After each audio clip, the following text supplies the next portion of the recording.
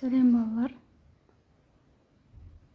балалар. Бүгін біз Smiles 3-ші сынып Қазақстан балаларына кітабының 4-ші модулі 57-ші бетті оқимыз. Exercise 24. 24-ші жаттығу. Let's sing. Өлеңді жаттаймыз. Postman bell.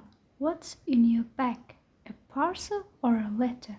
Postman bell. What's in your bag? A card or something else? Dr. Drake. What's in your bag? A lotion or a bandage? Dr. Drake. What's in your bag? An apple or a sandwich? Аударатын болса, бұл өлеңді Postman bell. Сіздің сумкаңызда не бар? Сәлемдеме ме немесе хат па? Postman bell. Пошташы bell. Сумкаңызда не бар? Карточка ма немесе одан да жақсырақ нәрсе ме? Dr. Drake. What's in your bag? Dr. Drake. Сумкаңызда не бар? Лосьон немесе таңғыш па? Dr. Drake. What's in your bag? Dr. Drake. Сөмкеңізде не бар? An apple or a sandwich? Алма ма немесе sandwich? Exercise 25. Thinking cap. 25-ші жаттығу. What they got in their bags. Look and then match. Then say. 25-ші жаттығуда олардың сөмкелерінде не бар? Қара және сәйкестендір. Кейін айт деп айтқан. Бірінші, postman. A суреттегі ер адам, a postman, пошташы. B, doctor. Picture B is a doctor. Picture C, greengrocer. Picture D, a baker. Бірінші суретте өзі сәйкестендіріп қойған. Green pepper, жасыл бұрыш. Ол greengrocer. Greengrocer дегеніміз ол жеміс-жидектер магазинде жұмыс жасайтын адам. Plasters. Екінші суретте plasters, таңғыштар. Ол picture B, докторға тиесілі. Үшінші суретте bread, нан. Нан ол baker, D. D фотода бейкерға тиесілі. Lotion, лосьон. Лосьон ол B суреттегі докторға тиесілі. A doctor has got a lotion in his bag. Доктордың сөмкесінде лосьон бар. Apples picture C. Greengrocerға тиесілі. Және letters сәлемдемелер. Сәлемдемені пошташы алып жүреді. A picture A. A postman has got letters in his bag. Parcel сәлемдемелер. Жетіде A пошташы болады. A postman has got parcels in his bag. Muffins. 8-де muffins, кекс, ол да D, бейкерға тиесілі. Кейінгі жаттығу Exercise 26. Time for clear social science тақырыбында 26-шы жаттығу Around the house. Exercise 26-да Listen, point and repeat. Тыңда, белгіле және қайтала деген. Picture 1. Iron, үтік. Iron, үтік. Iron, үтік. Екінші сурет medicine.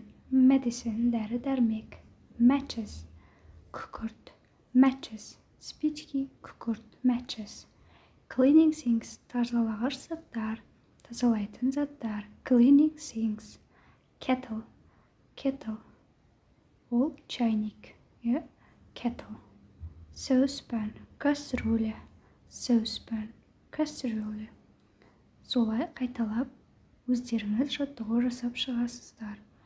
Exercise 27. Let's play. Кел, ойын ойнайық дейді. In this picture, there are two girls talk to each other. Бір-бірімен екі қыз сөйлесіп тұр. There is some medicine. There is a kettle and there are two candles дейді. Бұл жерде дәрі-дәрмектер, шәйнек және екі шам бар дейді. Ол қай суретте деп тұр? Оны екінші қыз жауап беру керек. Бұл асханада, the kitchen деп тұр. Қыз дұрыс жауап берген, the kitchen. Kitchenде қарасаңыздар, екі candle, екі шам, бір шәйнек, one kettle, a kettle деп айтамыз. Және де дәрі-дәрмекте тұр. Ал басқа суреттерде, мысалы, living roomда бір ғана шам бар, бір matches, күкірт бар, және де бір iron тұр. Ал ваннада kettle, saucepan, medicine, two kettles. And in bedroom, there are one saucepan, cleaning sinks, iron, saucepan. Ол үшеуі тура келмейді. The kitchen жауабы дұрыс болады. Then exercise 28.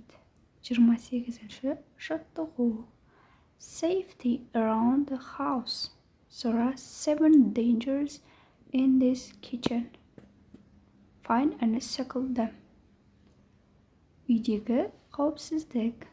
Бұл жерде 7 қауіпті зат бар. Асханадағы 7 қауіпті зат. Оларды тауып, сызып, белгілеп, дөңгелектеп белгілеп шығу керек. Saucepan. Газдың үстінде кастрюля қайнап тұр. Boiled saucepan. Ол біздегі dangerous, қауіпті зат. Кейін medicine, дәрі-дәрмектер. Kettle.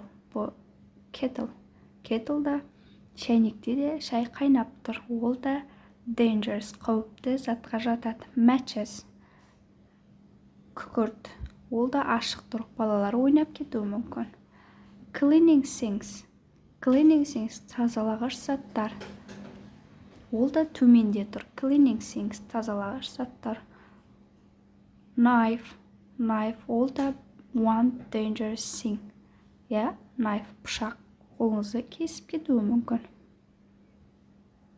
Және iron, үтік. Iron, тоққа қосылып тұр. Ол да қауіпті болып есептелінеді. Сол кезде біз қазір 7 қауіпті затты таптық. Then, exercise 29. Exercise 29. Look again and write. First sentence. This can burn you. Сізді күйдіреді. Бұл сізді күйдіре алады. Сіздер өз варианттарыңызды жазасыздар. Iron, үтік, күйдіреді. Saucepan. Кастрюля. Қайнап тұрған, кастрюля сізді күйдіре алады. Одан кейін kettle. Шәйнекте қайнап тұр. Ол да сізді күйдіре алады. Және matches. Күкірт, спички да сізді күйдіре алады. Екінші, the second one. This can poison you. Ол улайды деген сөз. Сізді улай алады. Ол бізде medicine, дәрі-дәрмектер, сізді білмей ішкен дәрі-дәрмек улауы мүмкін. Medicine. Екінші, cleaning sinks. Тазалағыш заттар, оларда улы болады. Үшінші сөйлем. You can cut your fingers with this. Сіз өзіңіздің қолыңызды кесіп алыңыз мүмкін. Knife, пышақ. Пышақмен сіз қолыңызды кесіп алыңыз мүмкін. Осы жерлерге тиісті жауаптар толтырып жазамыз. Exercise 30. 30. In group, draw your own picture of other dangerous things around the house. Present your poster to the class.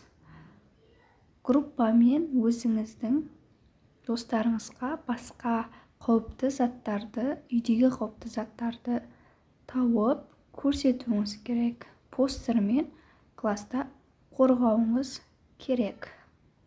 There are many dangerous things around the house.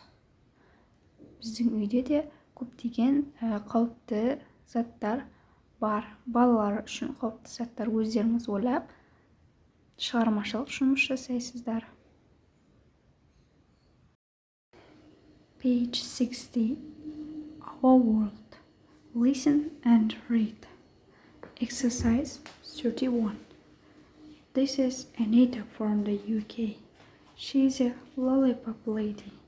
She wears a yellow and red coat and a yellow hat. She helps school children to cross the street. This is бұл Ұлыбританиялық Анита. Ол балаларға көмектесетін әйел. She wears a yellow and red coat.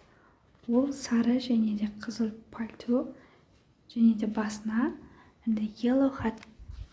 Сары қалпақ кепка киеді. She helps school children to cross the street. Ол мектеп оқушыларына жолдан өтуге көмектеседі. The second one, this is Manuel. He is from Mexico. He is a police officer and he rides a horse. He wears a blue and white uniform and a big hat. His job is great. Бұл Мануэль. Ол мексикалық. Ол полиция офицері және ол атта жүреді. Оның ол көк және ақ түсті форма және үлкен қалпақ киіп жүреді. Оның жұмысы жақсы, өте жақсы. Aydın Ayımbetov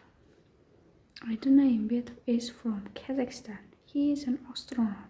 He flies a spaceship into space. He wears a special uniform and he eats special food. His job is really cool. Aydın Ayımbetov Қазақстандық. Ол астронавт. Және ол ғарыш кемесінде ғарышқа ұшады. He wears a special uniform. Ол арнайы форма киеді. He eats special food. Ол арнайы тамақ жейді. His job is really cool. Оның жұмысы шынымен де күшті. Exercise 32. Read and choose. The first sentence. Anita is a lollipop lady or police officer. Anita lollipop lady. Балаларға көмектесетін әйел ма, немесе полиция қызметкері ма? Anita is a lollipop lady. Yes. The second sentence. Manuel drives a car or rides a horse. Manuel машина айдай ма, немесе атта жүре ма? Manuel rides a horse. Aydın Ayımbetov is a pilot or astronaut. Aydın Ayımbetov ұшқыш па, немесе астронавт па? Ол астронавт. The fourth, Aydın Ayımbetov flies a spaceship or plane. Aydın Ayımbetov ғарыш кемесінде ұша ма, немесе ұшақта ұша ма? Ғарыш кемесінде. The fifth sentence. Manuel's uniform is yellow and red, blue and white. Manuelдің формасы қандай? Manuelдің формасы көк және white. Көк, blue and white. Белгілейміз. The sixth last sentence. Anita's job is to help school children or animals. Анитаның жұмысы қандай? Мектеп оқушыларына көмектесу ма, немесе жануарларға ма? Әрине, мектеп оқушыларына көмектесу. Anita's job is to help school children. видео сабақтар ұнаған болса лайк басып подписка жасап кетіңіздер. Үлкен рахмет. Thank you for watching this video.